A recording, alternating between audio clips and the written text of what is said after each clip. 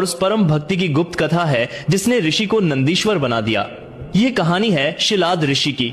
वे एक महान तपस्वी थे, लेकिन उनकी कोई संतान नहीं थी। वंश को आगे बढ़ाने के लिए उन्होंने भगवान शिव की घोर तपस्या की और वरदान में एक पुत्र मांगा, पर उन्हें साधारण पुत्र नहीं बल्कि एक अयोनिज यानी जो माँ के गर्भ से ना जन्मा हो और जिसे स्वयं महादेव का आशीर्वाद प्राप्त हो, ऐसा पुत्र चाहिए था।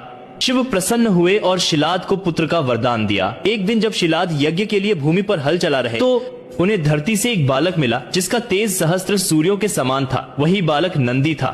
शिलाद ने नंदी का पालन पोषण बड़े प्रेम से किया, लेकिन रुकिए, कहानी में एक दुखद मोड़ आने वाला था। एक दिन दो दिव्य ऋषि मित्र और वरुण आश्रम में पधारे। उन्होंने नंदी को देखकर भविष्यवाणी की कि यह बालक अल्पायु है और इसकी मृत्यु निकट है। यह सुनकर शिलाद ऋषि शोक में डूब गए, पर जब नंदी को यह पता चला तो वे हंसे और बोले, जिसने मुझे जीवन दिया है मेरी रक्षा भी वही करेगा।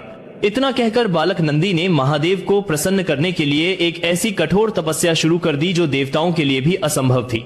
उन्होंने अन्न जल त्याग कर एक पैर पर खड़े होकर केवल शिव के नाम का जाप करना शुरू कर दिया। उनकी तपस्या के तेज से तीनों लोग कांप उठे। अंत में भगवान शिव को प्रकट होना ही पड़ा। उन्होंने बालक नंदी से वरदान मांगने को कहा। तब नंदी ने अमृतत्व या कोई सिद्धि नहीं मांगी। उन्होंने कहा, हे प्रभु, मेरी बस एक ही इच्छा है। मैं हर क्षण हर पल बस आपके साथ रहना चाहता हूँ। मैं आपके सानिध्य से एक पल भी दूर नहीं होना चाहता।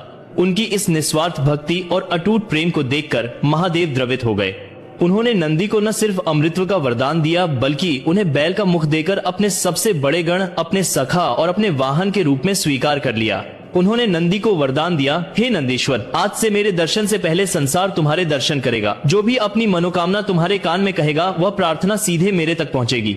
तुम मेरे और मेरे भक्तों के बीच की सबसे पवित्र कड़ी बनोगे। इसीलिए आज भी नंदी सिर्फ एक वाहन नहीं बल्कि प्रतीक्षा, धैर्य और निस्वार्थ भक्ति के प्रतीक है, जो हमें सिखाते हैं कि ईश्वर तक पहुंचने का मार्ग केवल समर्पण से ही मिलता है। महादेव के इस परम भक्त के लिए कमेंट्स में ओम नंदीश्वराय नमः अवश्य लिखें।